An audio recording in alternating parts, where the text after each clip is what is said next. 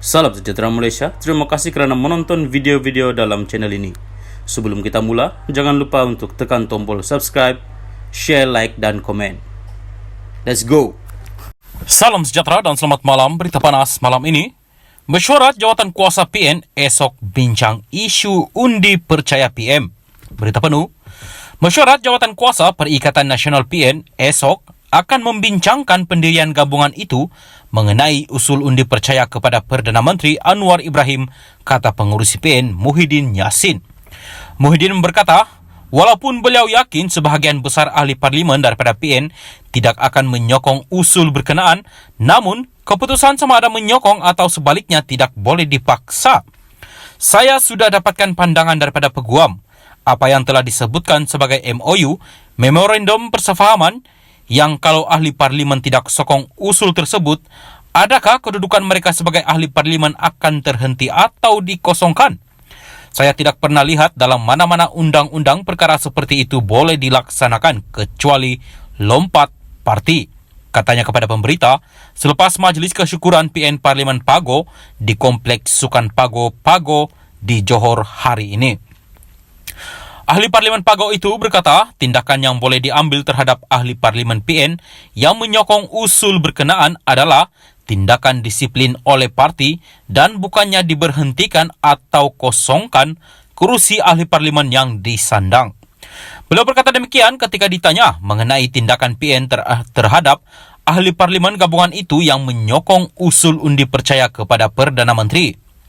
Pada 11 Disember lepas, Anwar dilaporkan berkata, usul undi percaya kepadanya adalah bertujuan membolehkan beliau memimpin negara dengan mandat yang jelas dan berdasarkan sokongan majoriti ahli parlimen. Berita ini dipetik daripada Malaysia Kini. Salam sejahtera dan selamat malam. Berita panas malam ini dipetik dari BH Online bertajuk Perjanjian Persefahaman Kerajaan Tak Berperlembagaan Tak Sah Muhyiddin. Berita penuh. Perikatan Nasional PN menyifatkan perjanjian persefahaman yang ditandatangani gabungan parti kerajaan semalam sebagai tidak berperlembagaan dan tidak sah. Pengurusi PN Tan Sri Muhyiddin Yassin berkata, kandungan dalam perjanjian bercanggah dengan perkara 49E Perlembagaan Persekutuan yang menghendaki ahli-ahli Dewan Rakyat mengosongkan kerusi hanya apabila mereka melompat parti. Katanya, Undang-Undang Anti Lompat Parti yang mula berkuat kuasa pada Oktober lalu tidak menghalang hak dan kebebasan ahli-ahli Dewan Rakyat untuk mengundi di Dewan Rakyat. Tidak ada mana-mana bahagian dalam perkara 49E Perlembagaan Persekutuan yang menghendaki seorang ahli Dewan Rakyat mengosongkan kerusinya jika beliau tidak menurut arahan parti dalam pengundian mana-mana usul atau rang undang-undang.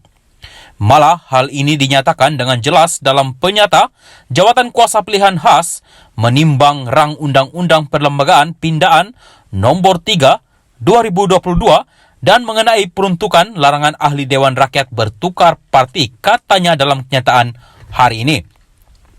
Beliau berkata perjanjian yang tidak berperlembagaan itu menunjukkan seolah-olah Perdana Menteri Datuk Seri Anwar Ibrahim tidak yakin beliau akan mendapat sokongan majoriti ahli-ahli Dewan Rakyat. Sekiranya beliau yakin, katanya, tidak perlulah beliau mengambil tindakan yang tidak berperlembagaan ini.